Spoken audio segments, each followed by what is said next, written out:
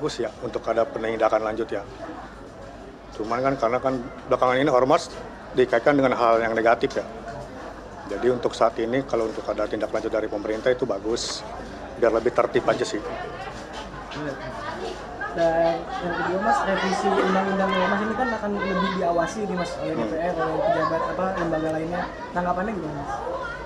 Ya tanggapannya biar lebih diperketat aja sih pasal-pasal atau undang-undangnya dari pemerintah gitu. Biar ormasnya juga lebih tertib dan lebih nggak ngambil tindakan sendiri lah. Memang nggak ada masyarakat yang mendukung premanisme, pasti merugikan.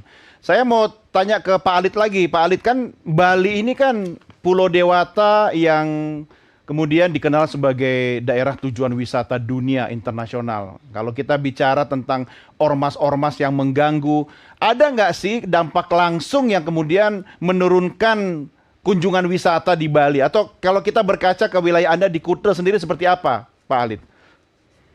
Ya, jelas ya. Kalau bicara di wilayah Kuta, yang namanya kalau premanisme itu merajalela, tentunya akan sangat berpengaruh terhadap kunjungan wisata.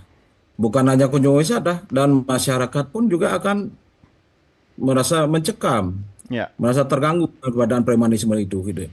Ya, ya syukurlah preman ya pada saat ini sudah tidak ada yang sampai melakukan gerakan-gerakan yang sesadis apa yang disampaikan tadi, yaitu pemalakan yang keras-keras tersebut gitu. Tetapi kami tetap waspada, makanya kami ingin mengedepankan yang namanya garda terdepan desa adat itu dengan pecalangnya itu. Dan berkolaborasi dengan Polri. Ya. Kita antisipasi, kita harus tumpas. Tapi Ya. kita tidak mengatakan bahwasanya Kuta, Bali itu bersih dari preman, tidak. Preman itu masih ada. Mungkin seperti apa yang disampaikan tadi karena tuntutan perut itu. Ya. Karena tidak sejahtera mereka kan itu sehingga membuat keterpaksaan. Keterpaksaan melakukan suatu tindakan-tindakan pemerasan, pemalakan kan itu. Ya. Nah, tentunya kami ya sangat berharap dengan keberadaan ini kalau bisa lah ya yang namanya preman harus dituntaskan, harus dibersihkan, jangan sampai ada. Termasuk ormas-ormas, kalau memang ormas-ormas itu melanggar daripada perundang-undangan yang ada, kan undang-undang ada. Iya. Negara kita negara hukum. Pak Alit, Kalau ini sudah kan melanggar sudah ada undang-undang, Satgas anti premanisme. bubarkan. Kalau di Bali sendiri Anda sudah melihat Iya. nggak Satgas ini bekerja kemudian membersihkan oknum-oknum preman dalam ormas yang ada? Ya saat ini belum sih kami melihat suatu gerakan yang nyata atau yang keras yang dilakukan oleh Satgas ini, dan bahkan kami kaget ini, oh ya ada Satgas anti preman ya, gitu. Oh. Ini baru tahu juga. Baru gitu. tahu juga, Iya. nggak pernah ada sosialisasi sebelumnya. Nah kebetulan kami kurang dapat sosialisasi itu, gitu. Atau Anda merasa Tapi- tidak perlu satgas-satgasan, cukup ada pecalang dan masyarakat sudah oke Bali ya? Enggak juga, tapi Satgas itu penting. Ya, satuan tugas untuk pemberantasan preman ini kan penting sekali. Sama dengan untuk pemberantasan yang namanya teroris kan itu penting gitu. Iya, Ya iya. tentunya kita ingin sosialisasi. Ayo kita bersama-sama. Ya karena yang bagaimanapun yang namanya rumah yang lebih tahu keadaan rumah, situasi rumah ya tuan rumahnya itu sendiri. Iya, betul. Ya kami diajak untuk itu. Gitu. Ya, Ya, oke. kami siap untuk apalagi ini tanah kelahiran kami. Iya. Ya, tanah kelahiran kami apapun alasannya. Harus Makanya dijaga kami ya. Bali. Iya. Kami sampai di darah penghabisan, kalau orang Bali bilang sampai puputan, Pak. Iya, iya, Sampai iya. puputan. Ya, kita Setuju. akan lawan. Iya, tapi Ya. banyak juga preman yang berpikir begitu. Ini sampai titik darah penghabisan, saya harus mati-matian, ya kan? Jadi kalau preman atau mafia ini tidak mungkin bisa mengalahkan negara. Ya, makanya saya juga optimis itu. Kenapa? Tadi Bang Komang Alit mengatakan bahwa waktu masalah teroris ada satgasnya. Betul. Dan kita lihat hari ini, saya angkat topi kepada bapak-bapak di Densus 88 dan juga Bareskrim, pokoknya bapak-bapak BNPT dan sebagainya. Paling tidak teroris udah kelihatan, hampir kita lihat Iya, nggak ada paling ruang gerak. sel-selnya ya. Iya. Makanya ini kenapa nggak bisa untuk mafia dan juga untuk preman, kenapa kita nggak bisa? Karena dipelihara. Itu Pak Susno kayaknya. Sebentar Pak Susno. Saya mau tanya dulu dari advokat. Iya kan? Dipelihara kan? Pasti iya. kan kalau dipelihara itu kan ada yang mendapatkan manfaat atau saling mendapatkan manfaat.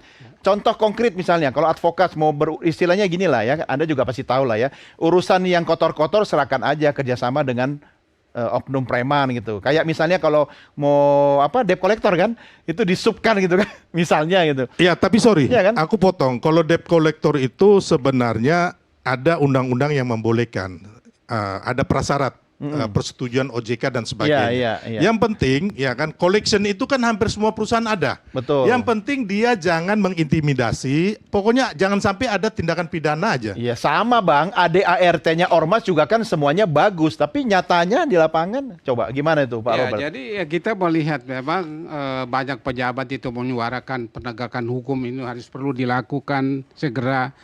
Setelah kita melihat situasi semacam ini, kita seperti bahwa dipelihara gitulah. Nggak ada perubahan-perubahan yang sangat signifikan. Kita memang sering menyuarakan itu. Bahkan juga melalui pengadilan, melalui gugatan, melalui laporan kepolisian terhadap Ditanggapi perkara pidana. Tapi rupanya juga banyak yang tidak jalan gitulah. Mungkin kurang ininya. Dan kelihatan juga, saya melihat di kepolisian itu ada orang-orang tertentu yang dipelihara untuk membuat masalah. Tapi nilai atau budget ya yang itu besar sekali. Nilai Maksudnya? tanah, misalnya tanah. Tanah ada pihak-pihak tertentu melakukan mafia. Ya. Ada tarifnya? Dia ada ini tarifnya ini Oh gitu. jadi kalau dia kasus tanah itu ada kalau dia mau menyelesaikan kasus tanah ada tarifnya sendiri gitu. Ada ini gitulah. Dia merampas misalnya hak orang. Itu dengan di mana? ini, Di gitulah. kepolisian? Itu juga bisa di Polda. Orang-orang oknum-oknum tentu Nggak yang apa-apa, punya. lihat aja ke arah Pak Susno. Pak Oknum-oknum. Susno mah nggak galak gitu. Oh iya, oknum-oknum tertentu. Yang juga seperti itu biar di Polda, di Mabes. Ada. Sampai sekarang yang masih ada seperti kayak begitu. ya. Jadi maksudnya saya potong sedikit, memang kita benar-benar aparat kita, instansi kita di semua lini harus bersih, termasuk politisi. Jangan juga besok mau cari suara kasih uang gitu loh. Nah, Ya, dipelihara kan dan untuk kita dapat suaranya. Itu dari artinya rekrutmen, dipelihara. rekrutmen umpamanya mau masuk jadi aparat ataupun di ASN, semuanya harus pakai duit. Berarti kan besok harus mencari kembali. Iya. Itu loh. Karena sudah keluar di depan, jadi harus balik modal. Iya. Jadi Pak Don dan para pemirsa sekalian, ini bagus sekali ya. Yang kita diskusikan masalah preman, tapi ternyata ini berkembang. Ada preman yang besar sekali gitu, yang namanya mafia tadi. Kemudian gimana ngatasinya? Akar masalahnya apa? Selain masalah kita katakan perut dan sebagainya. Kan mafia nggak lapar Pak Iya. Susno. Mereka udah kenyang. Itu keserakahan. Serakah. Nah berarti di mana masalah pokoknya? Ketidakadilan dalam penegakan hukum. Ya. Siapa pelakunya? Aparat penegak hukum. Siapa aparat penegak hukum yang merupakan benteng terakhir yang penyebab jebolnya segala masalah ini?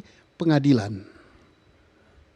Percuma Polri menyidik dengan bagus, percuma kejaksaan menuntut dengan bagus, percuma beliau-beliau ini membela hak kliennya di dalam keperdataan, kalau putusan di situ pada tingkat yang mempunyai kekuatan hukum tetap Mental.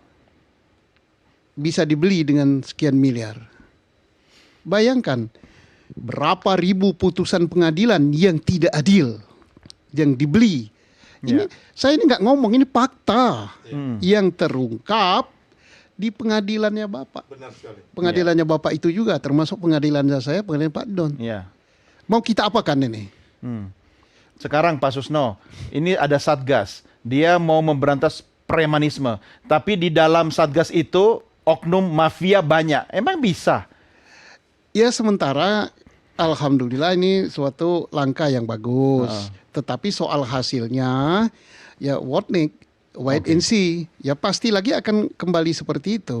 Oke. Nah, mengapa kembali seperti itu? Saya ini kan bekas orang dalam. Iya. Kabaris-Krim. Selama saya jadi polisi, mulai dari saya pangkat Letnan 2 dulu ya. Ibda sekarang sampai sekarang sering sekali operasi preman ini. Sering sekali operasi pekat. Iya, namanya. iya. Penyakit masyarakat masuk di Iya. situ, sering rapat sampai bosan.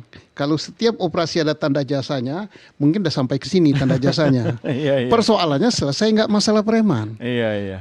Ya bukan Oke, saya Jadi Ya, sebentar. saya tambahkan Bang Sylvester, saya kasih kesempatan setelah break ya. Oke, kita rehat dulu pemirsa, jangan kemana-mana. Merah Putih segera kembali sesaat lagi.